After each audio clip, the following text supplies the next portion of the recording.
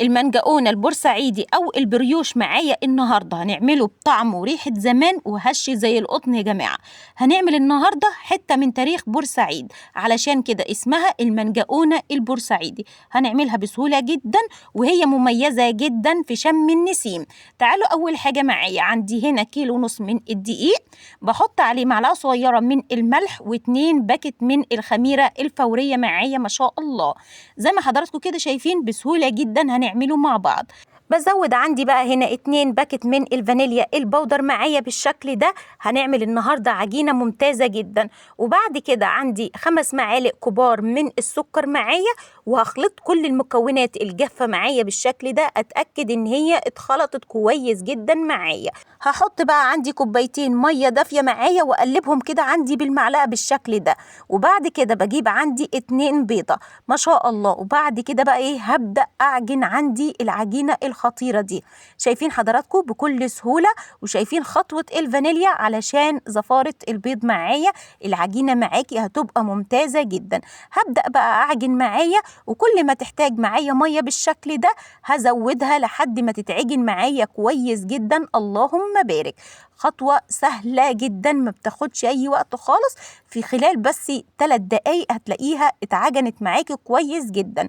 ومش هقدر أقولك على مقدار المية علشان دي كمية كبيرة ما شاء الله، وكل دقيق بيختلف عن التاني. شايفين اتعجنت ازاي؟ هبدأ دلوقتي ألمها معايا عندي بمعلقة صغيرة من الزيت. وبعد كده بقى فردتها عندي على الرخامة يا جماعة متعقمة جدا بمعلقة من الخل ما شاء الله. شايفين بقى حضراتكم دلوقتي بقى هبدأ أعجنها معايا بالشكل ده. أهم خطوة بقى معايا في العجينة النهاردة هي معلقة الخل الكبيرة، وهبدأ أعجن كويس جدا لمدة كده 3 دقايق معايا. لازم تعجنيها كويس جدا ما شاء الله. بعد كده بجيب عندي بقى إيه شوية من الزيت معايا، وأعجن العجينة ولمها معايا اللهم بارك. وبعد كده أحطها عندي في البولة بنقطة من الزيت معايا، وأسيبها تخمر لمدة نص ساعة. أنا شغلت الفرن يا جماعة، وبعد كده طفيته لمدة دقيقة. بعد كده طفيته وسبت العجينة فيه، غطيتها كويس جدا وخمرت معايا بسهولة جدا ما شاء الله. شايفين حضراتكم ادي العجينة معايا ممتازة جدا. فردتها دلوقتي في الطبق، اسيبها تخمر معايا مع نقطة من الزيت كده معايا، هتطلع معايا عجينة خمرة وممتازة جدا. تعالوا بقى شوفوا بعد ما خمرت ما خدتش اي وقت خالص.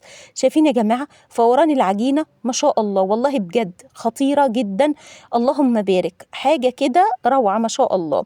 هلم بقى كده عندي العجينة بالشكل ده، اطلع منها الهواء كويس جدا معايا. وبعد كده بقى ايه، هبدأ اقطعها عندي لقطع زي ما انت حابة بقى، كور صغيرة كور كبيرة اللي انت حباه. تعالي بقى ما نعمل النهاردة، هتطلع من 1.5 كيلو ده 31 قطعة معايا، بس الحجم كبير ما شاء الله. هي بتفرد معاكي قطع كتير جدا ما شاء الله لو صغرتيها، بس أنا عملتها الحجم اللي حضراتكم هتشوفوه دلوقتي معايا ما شاء الله. هنا بقى هبدأ عندي أكورها بالشكل ده وافردها معايا في الصينية ما شاء الله. دي بكورها عندي كده كور عشوائية ما شاء الله. دي الخطوة دي مهمة جدا. شايفين العجينة ناعمة جدا اللهم بارك. هخلص بقى كل كمية العجين معايا بالشكل ده، واغطي عليه عندي بكيس تلاجة علشان ما ينشفش معايا ما شاء الله. عملت بقى معايا 31 قطعة يا جماعة من العجين معايا ما شاء الله. تعالوا بقى خطوة سهلة جدا هنا بقى للتقطيع معايا. ممكن تعملوها رول كده بالشكل ده وتقطعوا معاكم اللهم بارك. على ما بقى نخلص الكمية اللي معايا النهاردة في التقطيع، تعالوا بقى نصلي على سيدنا محمد عليه أفضل الصلاة والسلام. اللهم اجعلنا من أحباب النبي محمد صلى الله عليه وسلم. كده بقى خلصنا معانا الكور معايا بالشكل ده وغطيتها معايا. تعالوا بقى أول كرة معايا بفردها عندي وبعملها رول بالشكل ده.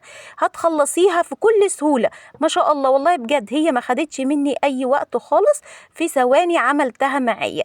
بلفها معايا بالشكل ده شايفين حضراتكم.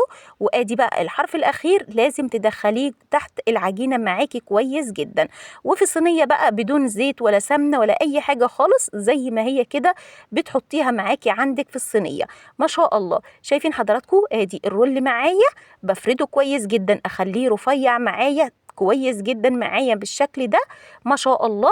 دي العجينة معايا ناعمة وطرية جدا يا جماعة، والله بجد أحلى عجينة بريوش معاكي النهاردة وحصريا معايا في الفيديو. اللهم بارك، شايفين رسمتها خطيرة جدا. ازاي بقى تحافظي عليها عندك وتدانها طرية معاكي؟ هقولك بقى على السر معايا النهاردة في الفيديو اللي يحافظ على عجينة البريوش معاكي وتبقى مميزة جدا ما شاء الله. شايفين بقى حضراتكم ادي ألفها عندي بالشكل ده، اللهم بارك. شايفين التفت ازاي بكل سهولة معايا، وبعد كده بقفلها عندي من تحت ما شاء الله.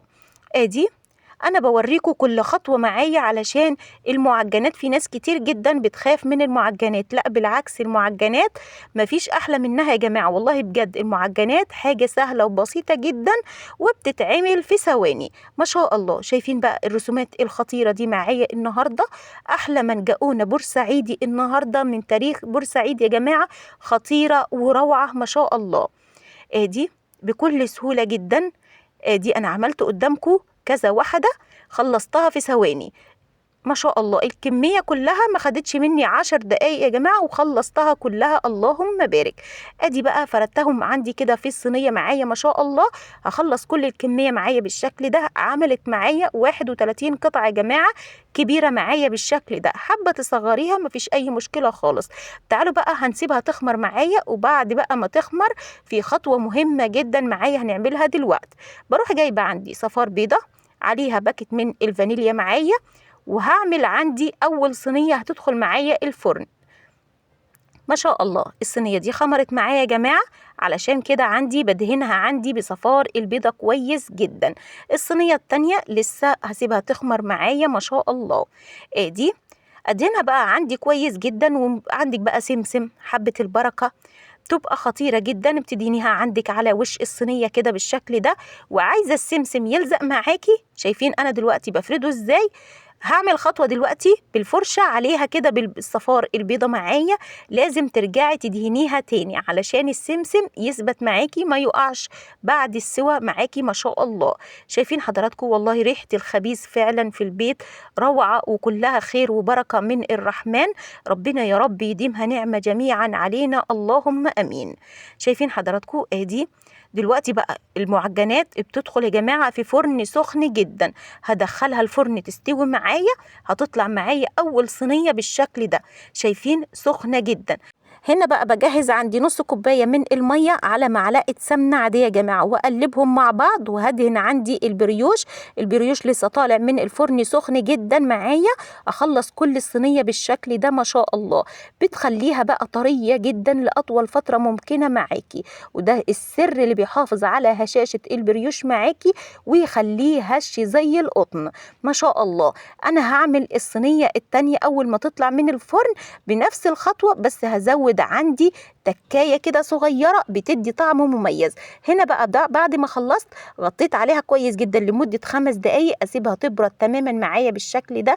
وتعالوا بقى شوفوا احلى بريوش او منجقونة بورسعيدي خطيرة جدا. شايفين التسوية ممتازة جدا، والسمسم ثابت معايا ازاي يا جماعة؟ شايفين الخطوات مظبوطة جدا وكل التسوية معايا اللهم بارك.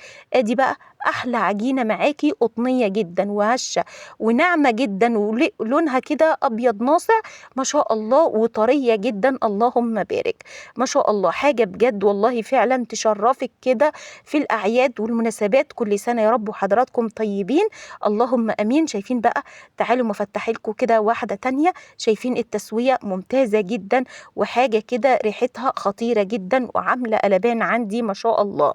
تعالوا بقى نشوف تسوية الصينية التانية. اول ما طلعت معايا يا جماعة حطيت عندي على خليط المية مع السمنة رشة صغيرة من القرفة، بتدي نكهة كده للبريوش. عندك سكر بودر، بعد ما بتبرد معاكي البريوش معاكي بترش عندك سكر بودر. في زبدة ادهني زبدة، وهرجع اغطيها تاني وبعد ما تبرد معايا. تعالوا بقى نشوف التسوية الصينية التانية معايا، ممتازة جدا وناجحة جدا وسهلة وبسيطة وحاجة كده اللهم بارك عليها ما شاء الله. اتمنى ان انتوا تجربوها، والسلام عليكم ورحمة الله وبركاته.